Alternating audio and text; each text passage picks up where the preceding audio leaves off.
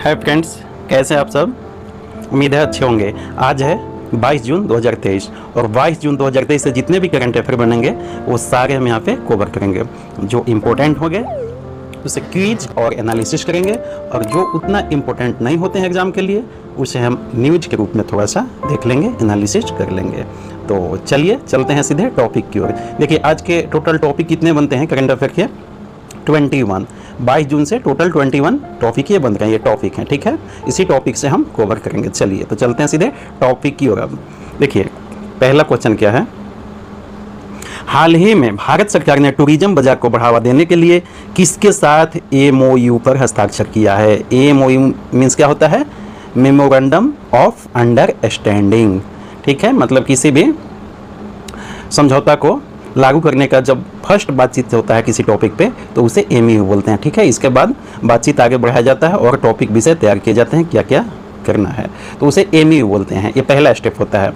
तो भारत सरकार ने टूरिज्म बढ़ावा देने के लिए किसके साथ एमओयू पर हस्ताक्षर किया है, क्या होगा। ऑप्शन ए WEF यानी कि world economic forum, ADB Asian development bank, UNWTO united nation world tourism organisation, और चौथा क्या है D वर्ल्ड बैंक। तो क्या होगा ऑप्शन सही, उत्तर C united nation world tourism organisation, ठीक है। इसने समझौता किया भारत सरकार के साथ, टूरिज्म को इनहेंस किया जाएगा, ठीक है। देखिए एक क्या है कि G20 क्या है, ग्रुप ऑफ 20, मतलब 20 देशों का एक समूह है G20। उसी का टूरिज्म वर्किंग ग्रुप मीटिंग कहाँ हो रहा है, अभी गोवा में हो रहा है, वहीं पे ये समझौता किया गया है, ठीक है, एमओयू किया गया है। चलिए चलें क्वेश्चन नंबर सेकेंड, हाल ही में किस देश के रक्षा मंत्री के भारत आगमन पर भारत सरकार ने स्वदेशी निर्मित INS कृपान को उपहार में दिया। INS कृपान, ठीक है, नेवी का ये है और इसे उपहार में दे दिया गया। भारत ने किस देश को दिया उपहार में, नेपाल, जापान, तुर्की, वियतनाम। क्या होगा उत्तर D वियतनाम को दे दिया गया है, ठीक है। देखिए यहाँ पे क्या है, इंडिया आए थे 18 से 19 जून को इंडिया विजिट पे 2 डेज 2 दिवसीय, तो ठीक है। और उन्होंने आगरा वगैरह भी घूमा, तो ये सब अपनी जगह पे है यहाँ पे। अच्छा एक चीज़ और है कि जो भारत सरकार ने इन्हें उपहार के रूप में दिया, तो ऐसा ही थोड़ी कि कोई भारत के विदेश मंत्री या प्रधानमंत्री या राष्ट्रपति भारत आ गए और उपहार में हमने उनको भारत का जो भी रक्षा रिलेटेड है वो हम उन्हें गिफ्ट कर देंगे, ऐसा थोड़ी होता है। उसके लिए कुछ बैकग्राउंड रहा होगा। तो बैकग्राउंड क्या है कि देख लीजिए थोड़ा सा बैकग्राउंड ये है कि जून 2022 में राजनाथ सिंह जो हमारे यहाँ के रक्षा मंत्री हैं अभी वियतनाम गए थे। उसी दौरान एक ज्वाइंट विजन हुआ था, इंडिया वियतनाम सुरक्षा partnership 2030, India Vietnam security partnership 2030 हुआ था, ठीक है। और एमओयू हुआ था किस पे, म्यूचुअल लॉजिस्टिक सपोर्ट पे, म्यूचुअल लॉजिस्टिक सपोर्ट पर एमओयू हुआ था। देखिए ये म्यूचुअल लॉजिस्टिक सपोर्ट क्या होता है, म्यूचुअल मीन्स पारस्परिक, आप जानते हैं एक दूसरे को सपोर्ट करना। लॉजिस्टिक क्या होता है, लॉजिस्टिक मतलब जैसे कि भारत का यदि कोई भी नेवी का जैसे INS कृपान है, अगर ये वियतनाम में जाता है और वहाँ पे इसे रुकने की ज़रूरत पड़ गई तो रुकने के लिए वो वहाँ पे पोर्ट उपलब्ध करवाएगा, सारी सुविधाएं उपलब्ध करवाएगा, तो इसे लॉजिस्टिक सपोर्ट बोलते हैं, ठीक है। तो ये 2 समझौते हुए थे कब, 2022 में, जब भारत के रक्षा मंत्री राजनाथ सिंह वियतनाम गए थे, तो उसी के तहत ये दिया गया, ऐसे थोड़ी दे दिया जाएगा, ठीक है। चलें तो क्वेश्चन नंबर 3, हाल ही में यूनाइटेड नेशन डेवलपमेंट प्रोग्राम ने महिलाओं के सशक्तिकरण के लिए भारत के किस योजना, जो पहले से ऑलरेडी भारत में कोई योजना चल रहा है उसके साथ मिलकर काम करने के लिए समझौता किया है। यूनाइटेड नेशन महिलाओं को सशक्तिकरण करने के लिए भारत के किस योजना के साथ मिलकर काम करने के लिए समझौता किया है, क्या उत्तर क्या है, दीनदयाल अंत्योदय योजना, नेशनल अर्बन रूरल मिशन, ठीक है। ये है यूनाइटेड नेशन और ये अंत्योदय योजना के साथ मिलकर काम करने का, इन्होंने क्या, महिलाओं को एम्पावर्ड करने के लिए, ठीक है। तो ये 2025 तक चलेगा स्कीम। चलें आगे, हाल ही में भारतीय आर्मी ने आग्नेयास्त्र फर्स्ट अभ्यास कहाँ किया, शिलोंग, जम्मू, लद्दाख, इम्फाल। क्या होगा उत्तर से लद्दाख में किया, ठीक है। ऐसे इम्फाल मणिपुर की राजधानी है, अभी मणिपुर हिंसा में जल रहा है, वहाँ पे कुकी और नागा 2 जनजातियों के बीच वहाँ पे विवाद हो गया है, किसी रिजर्वेशन और SC/ST के संबंधित विवाद है। तो वो डीप में हमने बताया है पिछला सीरीज में। तो ये इम्फाल मणिपुर अभी जल रहा है, तो बहुत दुखद घटना है भारत के लिए। लेकिन यहाँ पे आग्नेयास्त्र वन कहाँ किया गया है, लद्दाख में किया गया, आप ध्यान रखेंगे, ठीक है। इम्फाल मणिपुर के बारे में आप ये ध्यान रखेंगे।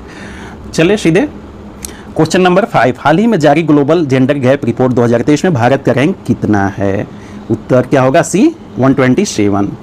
देखिए वर्ल्ड इकोनॉमिक फोरम जो है इस रिपोर्ट को जारी करता है, ग्लोबल जेंडर गैप रिपोर्ट। यहाँ गैप, इससे जाहिर हो रहा है जेंडर गैप, मतलब मेल और फीमेल के बीच में कितना गैप है, किस मामले में? सशक्तिकरण, पैसा, खुद का अपना एम्प्लॉयमेंट वगैरह सबसे रिलेटेड, ठीक है।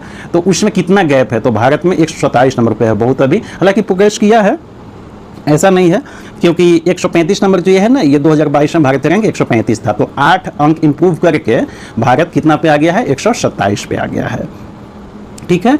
और यहाँ पे देख लीजिए वर्ल्ड इकोनॉमिक फोरम का हेडक्वार्टर कहाँ है? जिनेवा में, आप याद रखिएगा। जिनेवा कहाँ है? स्विट्जरलैंड में है, ठीक है, स्विट्जरलैंड जिनेवा में है।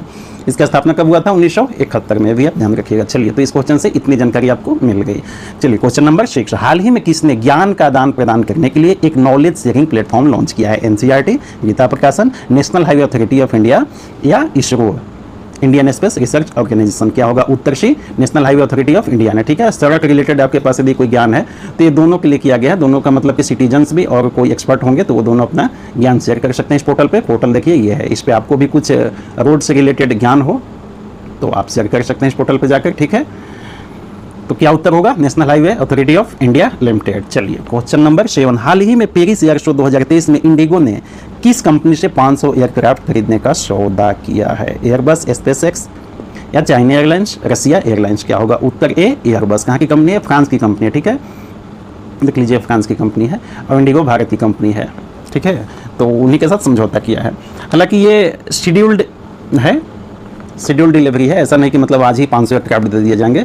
शेड्यूल डिलीवरी का मतलब कि एक तय समय सीमा होता है, तो ये क्या है समय सीमा? 2030 से 35 तक का समय सीमा है। इतने दिनों में 500 एयरक्राफ्ट एयरबस भारत के इंडिगो को देगा, ठीक है। चलिए क्वेश्चन नंबर 8, हाल ही में गिफ्ट सिटी का चेयरमैन किसे नियुक्त किया गया है? सुधीर मानकर, हसमुख अदिया, रविशंकर प्रसाद, आनंदीबेन पटेल? क्या होगा? उत्तर भी हसमुख अदिया साहब को।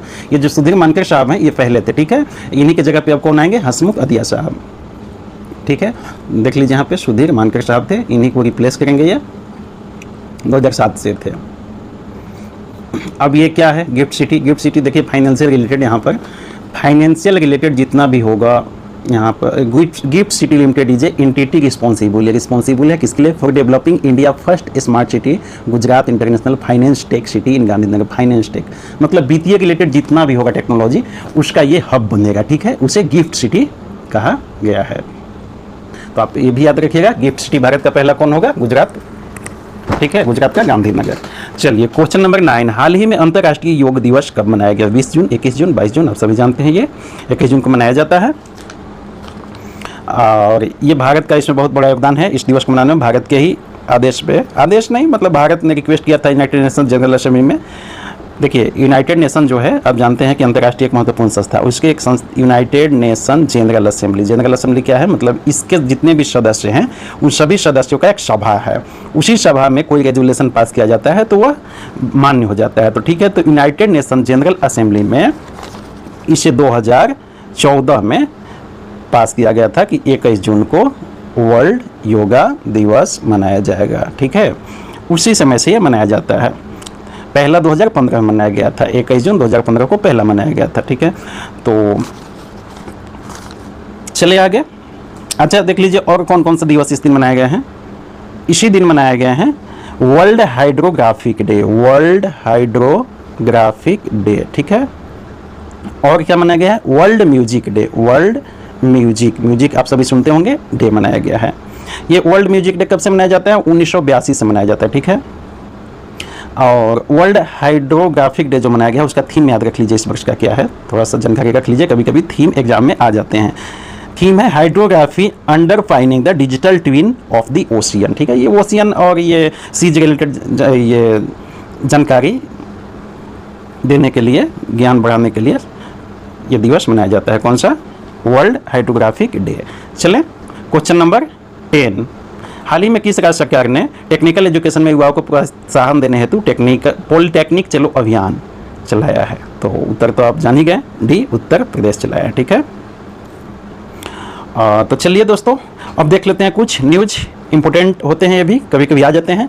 ये government of India withdraw live stock and live stock products important bill 2023, तो ये बिल है अभी ठीक है। बिल मतलब कि जो अभी लोकसभा राज्यसभा से पास नहीं होता है उसमें भी पेश किया जाता है चर्चा के लिए, उसे बिल कहते हैं। जब वहाँ से पास होकर फिर लोकसभा राज्यसभा से पास होकर राष्ट्रपति उस पर साइन कर देते हैं तो वही बिल फिर एक्ट बन जाता है, मतलब कानून बन जाता है। ठीक है, तो अभी ये बिल है।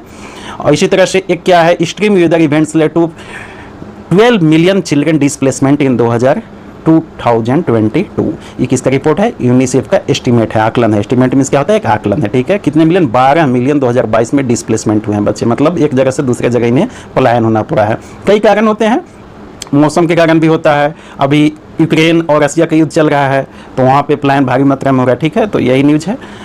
यहाँ पे एक न्यूज़ देख लीजिए, स्टार जो एयर अवार्ड्स फ्रांस में भी पेरिस शो किया गया था, एयर शो, उसी में किसे मिला है अवार्ड, ये Star airlines with world's best airlines alliance title Skytrax 2023। ठीक है, तो ये आप देख लीजिएगा, बहुत ज़्यादा इंपॉर्टेंट नहीं है इसलिए हम नहीं जा रहे हैं। और ये मार्शल चिलाऊ जो है अपॉइंट किए गए हैं new prime minister of Romania. ठीक है, तो रोमानिया के हैं, बहुत इंपॉर्टेंट नहीं है, फिर भी आप थोड़ा सा जान लीजिए, इसी तरह से देख लीजिए एक नज़र में, कुछ आप भी मेहनत किया कीजिए, ये सब उतना इंपॉर्टेंट नहीं है। यदि आप बैंकिंग की तैयारी करते हैं, इंश्योरेंस कंपनी वगैरह के लिए तैयारी करते हैं तो थोड़ा सा आप देख लेंगे, और नहीं तो उतने इंपॉर्टेंट होते नहीं है सब। तो चलिए, आपने सेशन को एंजॉय किया, इसके लिए धन्यवाद दोस्तों। यदि आपको ये अच्छा लगा होगा तो चैनल को सब्सक्राइब कर दीजिएगा, और हमारे करंट अफेयर और जीके से जुड़ने के लिए बेल आइकन को आप ऑन कर लीजिएगा, ताकि जब भी हम वीडियो बनाएं तो सबसे पहले नोटिफिकेशन आप ही के पास जाए। Thank you.